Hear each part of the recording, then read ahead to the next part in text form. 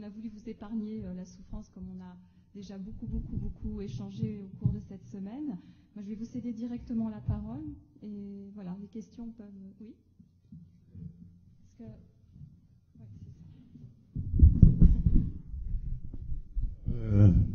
Bonjour. C'est concernant l'intervention de Pedro à propos du cinéma brésilien, et qui, à mon avis, c'est très intéressant parce que il a effleuré un sujet qui a été abordé ici hier, quand nous avons eu nos collègues du Maghreb.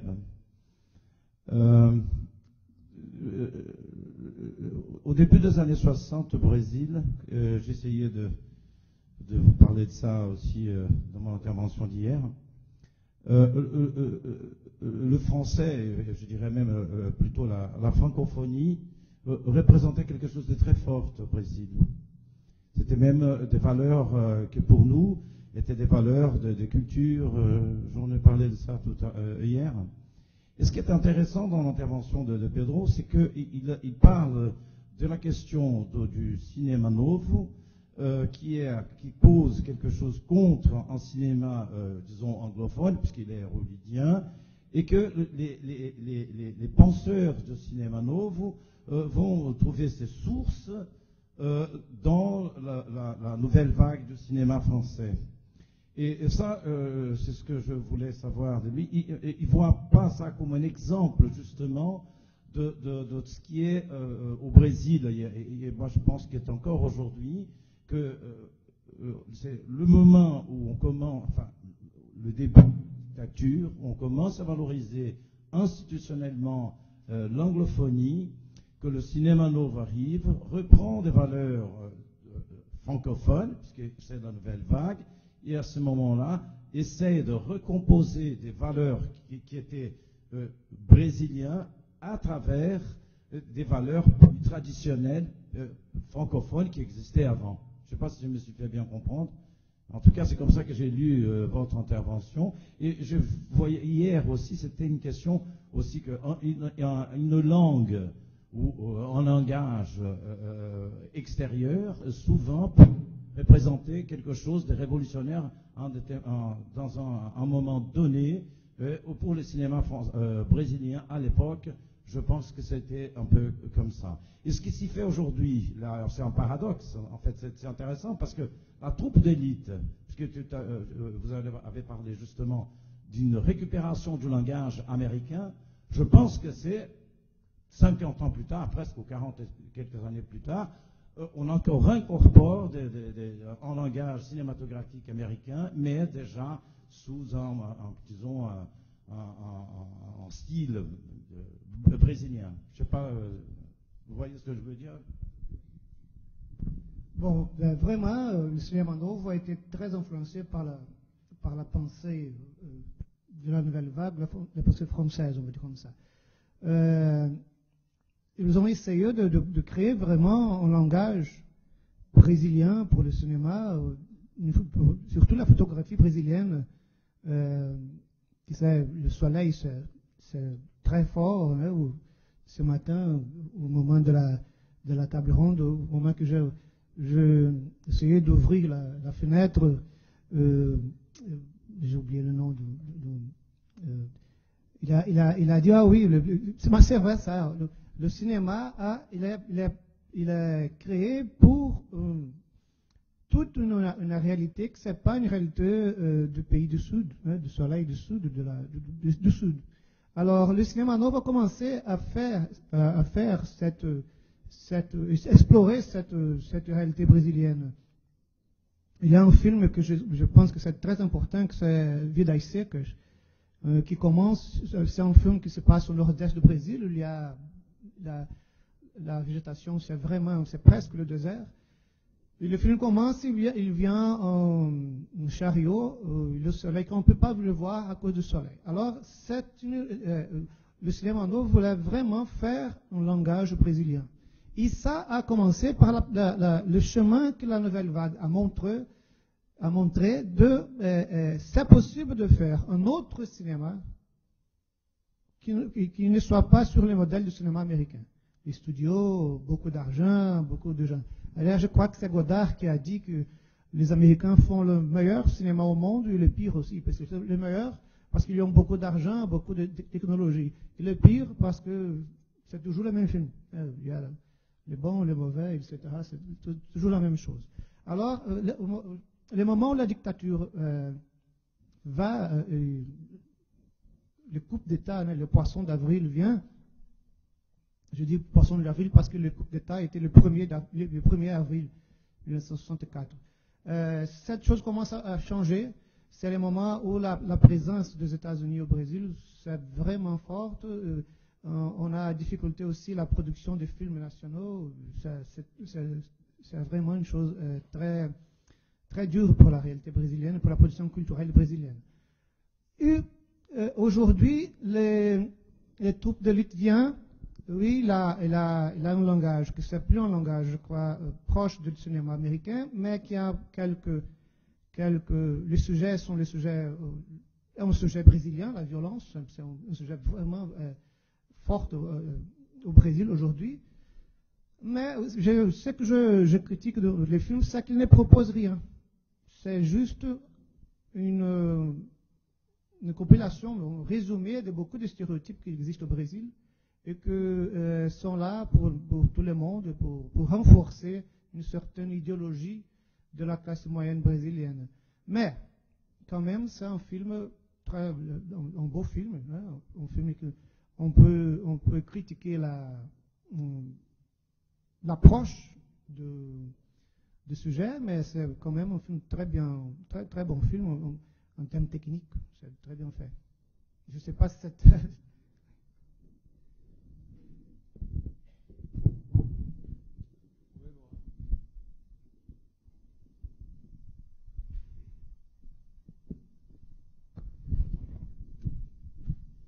J'ai deux petites questions, une qui sera adressée à M. Almeida et l'autre à Marie Lortie. Alors, je voudrais savoir, M. Almeida, est-ce que ce que vous avez appelé des signaux contradictoires, adressés par la France à l'Afrique francophone, se reflètent sur la production culturelle des Africains, de manière concrète? Par exemple, si je prends l'exemple du Sénégal que je connais le mieux, finalement, des chansons, des titres de chansons en français, il y en a véritablement très peu. Et il y a même en ce moment un mouvement de retour d'un certain nombre de groupes d'artistes qui s'étaient exilés en France dans les années 80-90. Je pense par exemple au Touré Kunda, à Khalam 2, je pourrais en citer d'autres. Et il y a même eu un frémissement, un mouvement vers l'anglais, avec un certain intérêt pour ce qu'on a appelé la world music. Là, Youssou a fait des émules, et aujourd'hui même, par exemple, le chanteur sénégalais le plus connu après lui, je veux dire dans le monde, c'est Akon qui chante principalement en anglais. Donc, est-ce que ce même mouvement-là est noté dans les autres pays africains? Et donc, donnez-nous une description de la manière dont ce retournement-là s'opère. Quant à Marie Lortie, ce que je voudrais savoir, c'est comment définir une photographie africaine francophone. Est-ce qu'il existe des postures, des couleurs, des images, des lumières, qui aideraient à cette définition? Je sais qu'il existe un rire francophone, mais alors une photographie africaine francophone, comment la définir? Je passerai par une anecdote. Je pense que c'est M. Ulich qui racontait la dernière fois, il y a en Occitan un nom, mais enfin, au Sénégal on l'appelait le symbole. C'était un os qui était donné aux enfants qui sont dans les classes, qui sont scolarisés. Et donc pour leur empêcher justement, lorsqu'ils sont dans les établissements scolaires, si vous voulez, de parler les langues nationales. C'est une pratique qui était héritée de la colonisation. Et donc, on raconte un jour qu'un des enfants aurait désigné un de ses camarades à son instituteur en lui disant « Un tel doit prendre le symbole, l'os, puisqu'il a parlé en français. » Et l'autre protestant lui a dit « Mais je n'ai jamais parlé en français. » Il lui a dit « Si, vous avez ri en français. »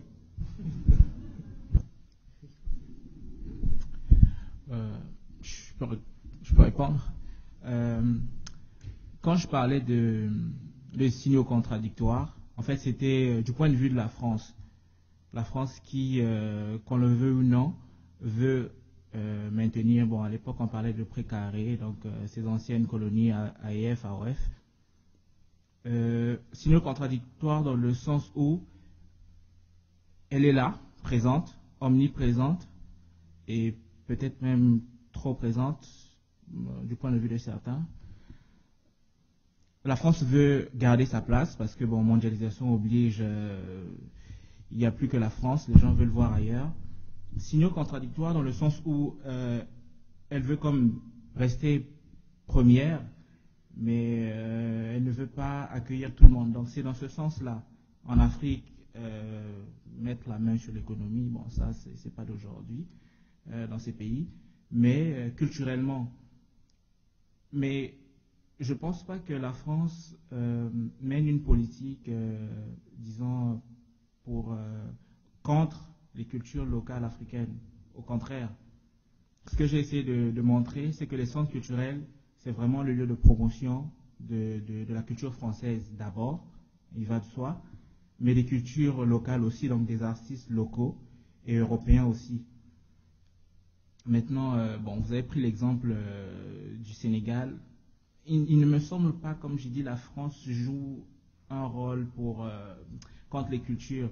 Mais je vous ferai remarquer, par exemple, qu'un pays comme le Gabon, il y a une problématique, c'est que les jeunes générations, aujourd'hui, ne parlent plus leur langue vernaculaire. Parce que, bon, le français est omniprésent, tout le monde parle français, on a oublié un peu une partie de la génération des parents comprennent les langues encore, les grands-parents évidemment, mais les jeunes, les tout jeunes, les gens de mon âge au Gabon, tout le monde parle français.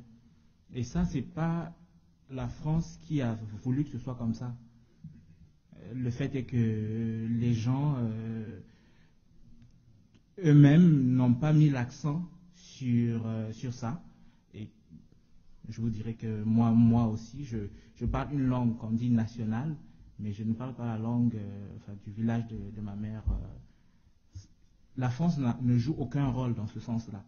Alors, si, évidemment, dans certains pays comme le Sénégal, il y a cette promotion de la culture nationale, c'est bien, mais le côté contradictoire pour moi, c'est vraiment ce double jeu.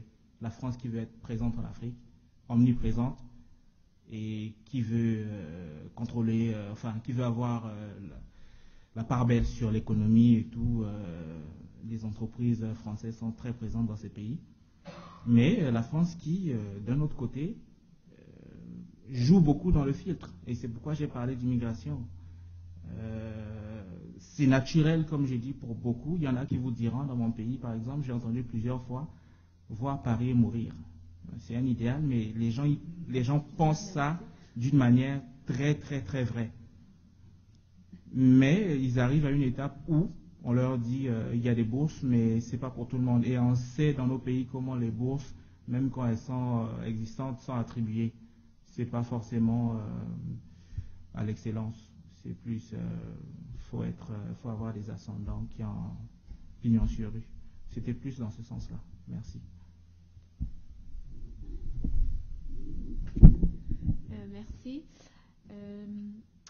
Je ne sais pas s'il y avait une autre partie à cette question ou s'il y avait quelque chose derrière, mais en tant qu'une photographie francophone, je ne pourrais pas définir qu'est-ce que c'est. Et surtout à l'événement, au biennale, je pense qu'il y a une ouverture de plus en plus de reconnaître que les photographes de partout souvent utilisent les mêmes méthodes, les mêmes approches, et donc il y a une vision de la photographie qui est très inclusive et qui ferait peut-être pas, qui voudrait pas faire cette sorte de distinction, mais préférerait plutôt voir les photographes africains ou ceux de la diaspora ensemble dans une expression similaire, travaillant dans les mêmes méthodes. Merci.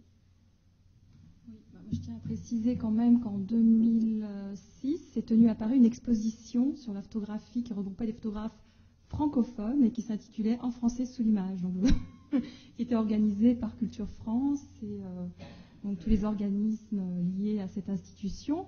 Donc, comme quoi la photographie francophone existe peut-être de la même sorte que le riz. Voilà, donc d'après cette institution, bien sûr, c'est ironique. Je suis d'accord avec Marie, la photographie est un langage universel hein, qui peut se parler dans toutes les langues, se commenter. Oui, je voulais... comment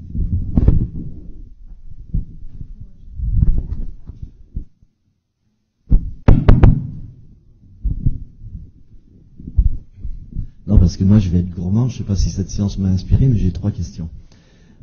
Par contre, ça ne prendra peut-être pas beaucoup de temps, parce qu'il n'y aura peut-être pas de réponse à mes questions. Alors, une première question à Marie Lortie.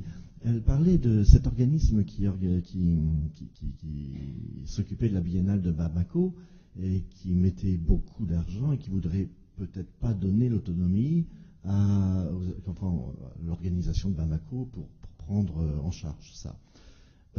Pourquoi est-ce que cet organisme ne pourrait pas se comporter comme un organisme subventionnaire tout simplement? Est-ce que vous avez fouillé ces questions? Est-ce que ça serait simplement parce qu'il y a un jeu de pouvoir derrière ça, ou peut-être parce qu'ils estimeraient, sans le dire, que Bamako n'en serait pas capable? Alors ça c'est ma première question.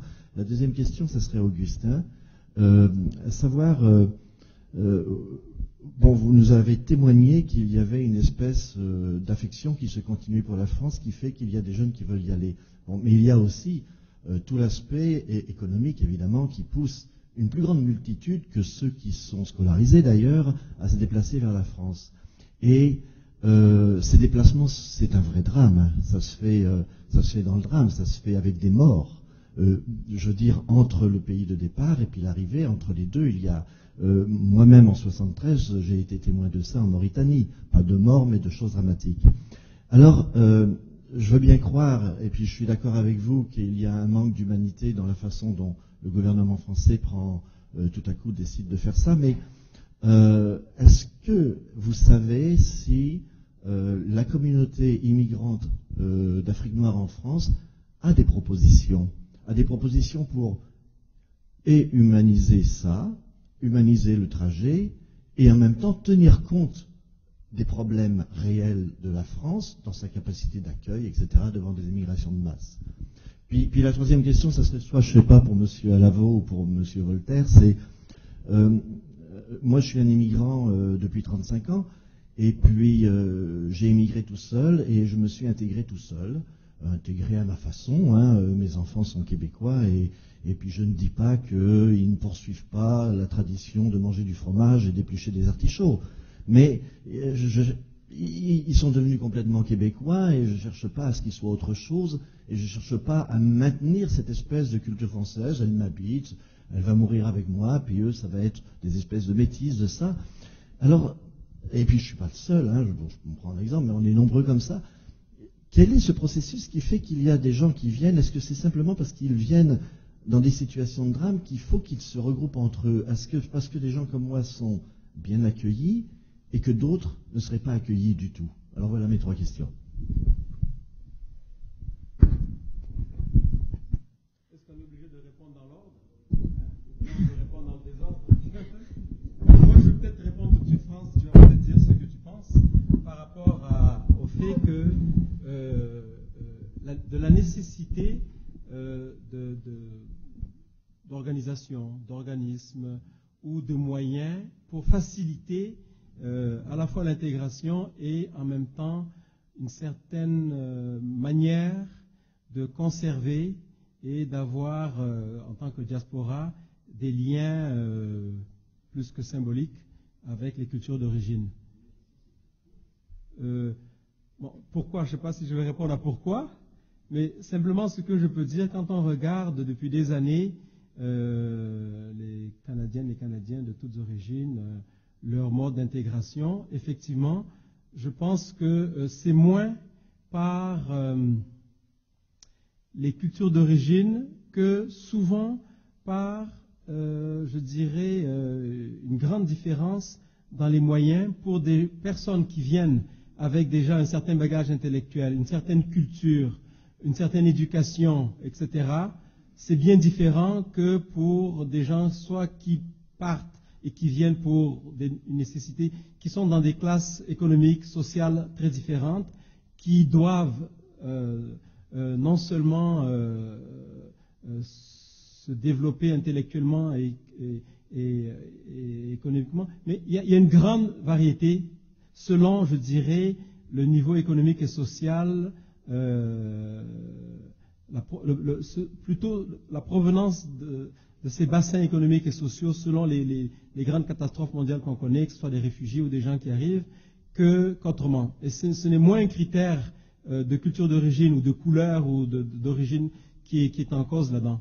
Et par contre, il y a une chose aussi, c'est que nous avons beaucoup appris et nous enrichissons énormément, surtout pour les pratiques culturelles non occidentales. Depuis un siècle, le Canada s'est énormément enrichi de l'apport de traditions et de pratiques artistiques de très haut niveau qui ont donné un rayonnement à notre culture, qui lui ont donné une qualité qu'elle n'avait pas. Et que ça vienne d'Asie, que ces cultures-là viennent d'Afrique, d'Amérique latine, de l'Europe centrale et de l'Est ou de l'Europe occidentale, le fait de pouvoir développer sur place par l'intermédiaire d'organismes, d'associations culturelles, de pouvoir, grâce à ces programmes des années 60 que l'on a appelés multiculturels, mais qui sont un soutien au développement et, je dirais, à la transmission d'un patrimoine qui est un patrimoine universel et qui, arrivé chez nous, devient un patrimoine canadien, dans tout l'espace canadien dans lequel nous sommes, au Québec aussi, et qui donne, je dirais, un relief, une envergure, et qui nous donne, nous, à la fois dans les productions culturelles que l'on a dans l'ensemble des moyens dans lesquels cela se produit, que ce soit la danse, le théâtre, la musique, la littérature, la sculpture, les arts numériques et tout ça, l'apport et la richesse, l'originalité de ces pratiques sont extraordinaires. Et depuis 2004, il y a un regroupement qui s'est achevé dans le sens de son développement et son apparition officielle le 29 septembre dernier par un site internet qui s'appelle Diversité Artistique Montréal, diversitéartistique.org, où c'est un espace où se retrouvent des professionnels de différentes origines et majoritairement de pratiques non occidentales, ce qui n'empêche que les professionnels de pratiques occidentales qui sont ouverts à la diversité, parce qu'il y en a plusieurs aussi, cette espèce d'échange se fait. Donc, il existe effectivement maintenant une reconnaissance, une prise en compte de cet apport. Et on voit, et c'est important de le dire, c'est un enrichissement pour nous, le fait que l'on puisse donner naissance ou permettre la continuité ou aider au développement d'un ensemble de pratiques. Vous savez qu'on est actuellement au Canada, nous avons et le maître et l'élève, peut-être les derniers pratiquants du danbao. C'est un instrument de musique vietnamienne. Et un des grands maîtres qui existe au monde, il vit au Canada. Et son élève, c'est un Montréalais, Oubak. Alors ça, c'est quelque chose. On va peut-être faire en sorte que cet instrument puisse continuer à exister. Alors c'est des choses comme ça. Je veux dire, on doit être fiers et on doit souligner cette richesse incommensurable que nous avons et comment, depuis les années 60, le Canada, le Québec aussi, se sont développés à ce niveau-là et comment, sur la scène internationale, après, toutes nos créations. Et quand on regarde notre théâtre, quand on regarde notre musique, quand on regarde nos académies, quand on regarde nos centres d'excellence, quand on regarde tous ceux qui ont transmis, qui ont professionnalisé la pratique de ces arts ici, sont tous venus d'ailleurs. Il n'y a pas un seul art, une seule expression, une seule discipline culturelle au Canada. Moi, je parle du Québec parce que c'est celle que je connais le mieux. Mais souvent, je dirais que les 3/4 je dirais, de ce qui se fait dans l'apprentissage, dans le développement de ces arts et de ces disciplines, le Québec a une part importante. Il n'y en a pas un qui ne s'est pas inscrit, professionnalisé, développé et qui n'a pas eu de reconnaissance internationale, qui n'a été fondé par des personnes immigrantes. Oui? Positive. Ah oui, peut-être, la France va peut-être apporter l'autre volet.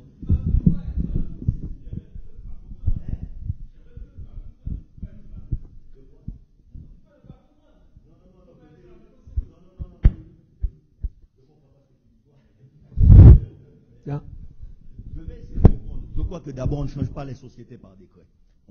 Toutes les sociétés sont des sociétés plurielles. C'est-à-dire qu'il y a un discours dominant qui dit que certaines catégories accusent les autres de communautarisme. C'est-à-dire quand il s'agit de communauté des affaires, on ne l'accuse pas de communautarisme. Quand il s'agit d'autres types de communautés, on ne les accuse pas comme telles. Ça voudrait dire que les Acadiens n'auraient pas le droit d'exister, puisqu'ils sont minoritaires au Nouveau-Brunswick. Ils auraient dû apprendre l'anglais comme tout le monde. Pourquoi s'acharnent-ils à parler français? Pourquoi des gens qui sont au Manitoba veulent parler français? Pourquoi les Juifs existent? Vous me diriez que les Juifs, ça fait 2000 ans qu'ils existent. En fait, les sociétés sont plurielles. On a un discours, et ce discours a émergé avec la Révolution française, essentiellement, qui est un discours centralisateur qui s'est imposé, qui a défini un modèle de centralisation. Mais vous savez aussi bien que moi que les parlers, les langues en France ont subsisté jusqu'à la Première Guerre mondiale. C'est l'armée, c'est langue de commandement, c'est qui s'est imposé. Lors de l'enquête de l'abbé Grégoire, à peine 30% de la population était de langue française en France. Alors pour prendre le pays le plus centralisateur. D'autres pays pratiquent, coexistent des groupes, et la plupart des grandes villes, pour moi, sont des villes plurielles, sont des villes cosmopolites, sont des villes où coexistent, où cohabitent toutes sortes de communautés. Le problème, c'est comment aménager ces pratiques. Et deuxièmement, nos enfants, je suis d'accord en ce sens avec vous, nos enfants, ils sont tout à fait différents de nous, indépendamment de ce qu'on voudra leur inculquer. Soyez certains que nos enfants, ils vont aussi transformer les pratiques. Cela va tout aussi bien pour les Libanais qui sont arrivés en Haïti et dont les enfants sont devenus, ou les petits-enfants sont devenus haïtiens tranquillement, sans même le savoir et sans même le noter, tout en gardant l'apparence physique de Libanais. Ils sont devenus complètement haïtiens par la culture, par leur mode de fonctionnement. Donc, pour moi, la question peut-être n'est pas là. La question étant, parce qu'individuellement aussi, comme individu qui émigre, chacun, si vous allez dans la BTB, moi je pense que si vous allez à n'importe quel autre endroit, vous avez le maire d'Amos qui est un haïtien, c'est un individu, il a émigré là, bon, il a fait son destin individuel, bon, personne n'a pu lui poser de question s'il est devenu habitibien ou pas. C'est-à-dire, la question étant, quand vous avez maintenant une émigration, dans le cas de Montréal, où vous avez, appelons-le, une communauté qui se constitue comme telle, parce que vous avez 100 000 personnes. À ce moment-là, vous avez une base démographique qui font que tel groupe se constitue comme groupe ethnique avec ses institutions. C'est le cas de certaines communautés, juives, italiennes ou haïtiennes, alors que d'autres, si vous avez une vingtaine de Somaliens, ce sera très difficile. Peut-être il y a un changement identitaire. Un des débats qui se pose aussi, pour certaines communautés de religion musulmane, c'est quand les gens, si la religion est au centre de l'identité, l'identité va fluctuer entre être maghrébin ou être musulman. Donc l'identité musulmane peut à un moment donné prédominer sur l'identité d'origine maghrébine. Donc, mais tous ces changements, on ne les maîtrise pas, hein, ce n'est pas nous qui les définissons, parce que, bon, et finalement, vous parlez de mécanismes. Vous savez, il y a ce qu'on appelle l'économie politique du racisme. Quand vous émigrez et que vous ne trouvez à loger que dans certains quartiers à des prix exorbitants, c'est-à-dire se reconstituent des communautés parce qu'ils sont exclus, parce qu'effectivement le propriétaire peut leur louer un appartement plus cher que quelqu'un d'autre, parce qu'il n'en trouve pas. Donc, pour moi, c'est un phénomène complexe qui font que, à certains moments donnés, se sont constituées des communautés qui, peut-être au fil du temps, il y a des gens qui vont s'estomper. Il y a une région que je connais très bien qui s'appelle la Sierra del Notario, près de la Havane, Pinar del Rio. Des planteurs français fuyant Saint-Domingue se sont établis, ont établi des communautés françaises.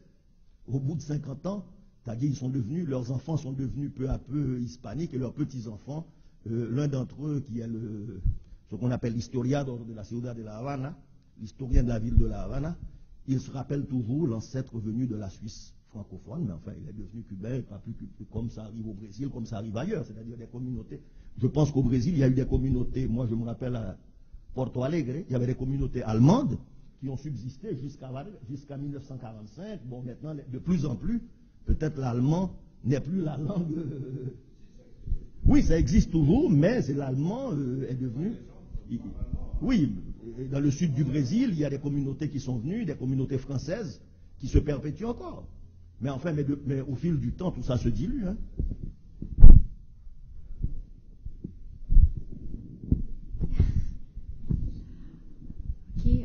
moi, je vais répondre très vite. Merci pour votre question. C'est une très bonne question. Je pense que la question de si l'Afrique en création devrait devenir juste une organisation qui donnerait des subventions et moins une organisation qui serait celui qui planifie et organise l'événement eux-mêmes, c'est une très bonne question. Et en fait, l'événement a déjà bougé un peu dans cette direction. Je pense avant de devenir une organisation qui ne donne des subventions, il faudrait que cette organisation soit ouverte à une coopération réelle entre les différentes partenaires. Donc, le biennale est en train de bouger vers une coopération entre les acteurs, je pense, plus fort, qui reconnaît les valeurs et les responsabilités des deux côtés, français et maliens. Et peut-être plus tard, éventuellement, ça pourrait devenir juste une question de subvention. On peut espérer que ça va bouger dans cette direction. Et pour la question de jeu de pouvoir et ces sortes de raisons pour lesquelles ils ne voudraient pas donner toute la responsabilité pour l'événement, je crois qu'il y a sûrement un peu de ces attitudes. Il y a quand même, comme j'ai dit, une histoire, une tradition entre de les relations entre l'Afrique de l'Ouest et la France, et ces traditions sont très fortes et lourdes aussi dans les institutions qui ont une histoire, comme le ministère de Culture de la France, qui a une histoire quand même assez chargée en lien avec ces contacts entre l'Afrique de l'Ouest et la France. Donc, il faut surmonter cette histoire. Changer une institution, ça prend du temps. Alors, je pense qu'il bouge vers la direction que vous avez proposée. Merci. Je ne sais pas c'est à qui la dernière question. Merci pour la question. Alors, ce que je dirais, c'est que la communauté africaine, d'abord, je suis d'accord avec vous que c'est cruel de voir, et c'est quasiment quotidien, à tel point que ça n'émeut plus personne, d'ouvrir son poste téléviseur et d'apprendre que les gens se sont échoués dans les Canaries en voulant traverser pour aller trouver l'Eldorado en Europe. La communauté africaine en Europe, est-ce qu'elle a des solutions à offrir? Je ne pense pas, parce que bon, c'est du chacun pour soi. Ceux qui sont arrivés, qui sont citoyens français en France, ils vivent normalement, ils savent qu'il y a leurs concitoyens qui sont là, qui n'ont pas de papier, ils essaient de les aider comme ils peuvent. Mais là où je pourrais insister, c'est peut-être mon point de vue qui ne compte pas, mais je le donne, c'est que la question est éminemment politique et économique. Ça, on ne peut pas se cacher. Si on va poser la question à tous ces Africains qui prennent des pirogues pour aller en Europe, en Espagne, enfin n'importe où dans quel pays en Europe, qu'on leur pose la question clairement, est-ce que vous êtes d'accord de risquer votre vie, ou si vous restez chez vous avec des conditions décentes, vous accepterez de rester, je suis sûr à 100% qu'ils resteraient chez eux. Mais le fait est que il y a ces politiques, et on les connaît tous, qui font que on ne peut plus vivre décemment chez soi. Quand on prend un pêcheur sénégalais qui, avant, pour prendre du poisson, avait juste besoin de faire quelques centaines ou quelques kilomètres pour trouver du poisson, et parce que son État, l'État du Sénégal, a signé des accords avec l'Europe, et des bateaux européens sont venus pendant des années racler le fond, et il est obligé de faire des centaines de kilomètres, mais même en le faisant, il ne peut pas. Et pour faire vivre sa douzaine d'enfants, là se pose un problème. Alors, on va prendre Youssou N'Dour, une grande star, on va coller l'image de l'UNICEF pour passer des messages de bonne conscience pour dire à la jeunesse, ne prenez pas des risques inconsidérés.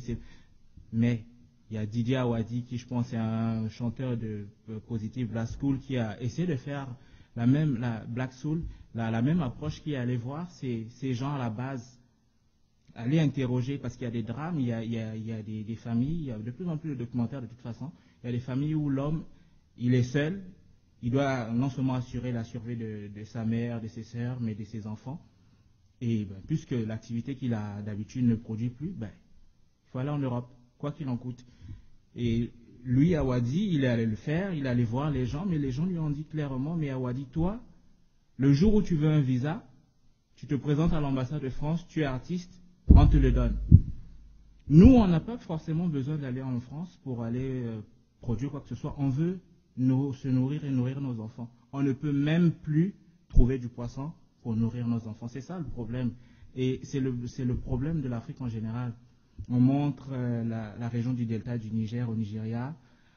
On montre des gens armés. Bon, ça passe très vite dans les flashs. C'est des gens qui ont pris des Européens en otage parce que c'est des...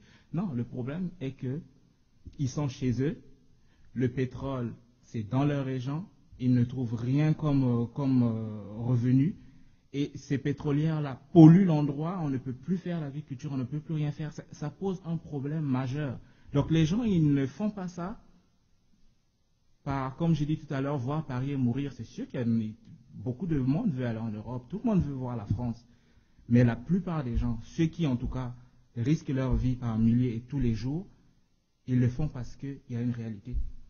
Les accords qu'il y a entre la France en particulier et ces pays font que il n'y a plus aucun... Et j'ai dit tout à l'heure que la bibliothèque du Centre culturel français est plus riche qu'une bibliothèque universitaire dans nos pays. Ça, ce n'est pas normal.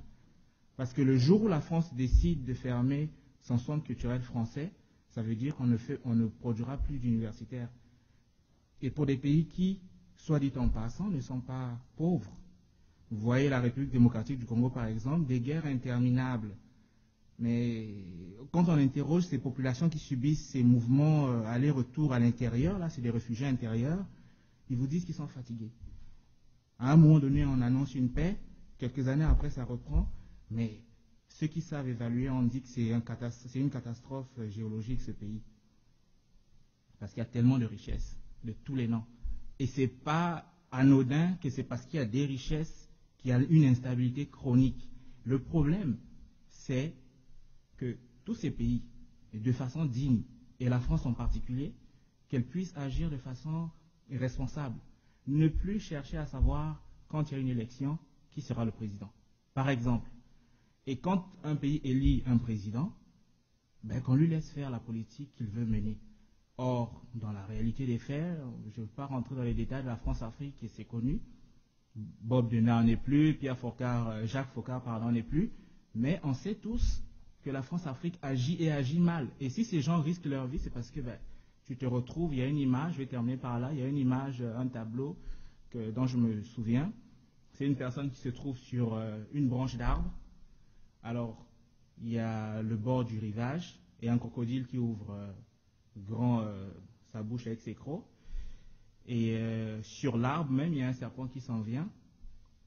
Et puis un autre animal. Donc, tu es pris de toutes parts. C'est ça la réalité de nos populations. Et elles ne demandent pas forcément à aller voir. Évidemment, il y aura toujours une immigration. Il y aura toujours des gens qui iront en France, en Europe, n'importe où s'établir, et vice-versa. Mais ce qu'on demande, ce que des populations demandent aujourd'hui, et ça se dit, même dans les blogs aujourd'hui sur Internet, ça se dit, c'est qu'il faudrait qu'à un moment donné, qu'on passe à des relations plus saines entre nos pays et l'ancienne puissance coloniale. C'est ce que je peux répondre.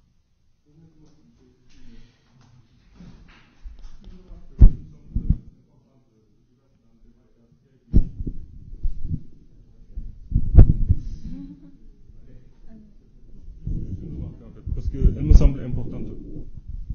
Et je me situerai non pas dans ce que vous venez de dire. Je pense que là, il y a des considérations qui ont été souvent ressassées. Mais je pense qu'il faut considérer quand même qu'il y a un certain nombre de glissements dont il faut prendre compte. Aujourd'hui, ces gens-là dont vous parlez ne vont plus en France. Ils prennent des cailloucos et échouent en Espagne. C'est en Espagne qu'ils veulent aller. Le slogan aujourd'hui dans ces pays-là, ce n'est plus voir Paris ou mourir, peut-être au Gabon, mais dans ces pays-là, maintenant, c'est Barça ou Barsac. Allez, Barça, Barcelone, Barsac étant en arabe l'au-delà. Donc je pense que là, il y a un glissement qui est extrêmement important qu'il faut prendre en compte et en charge. Voilà.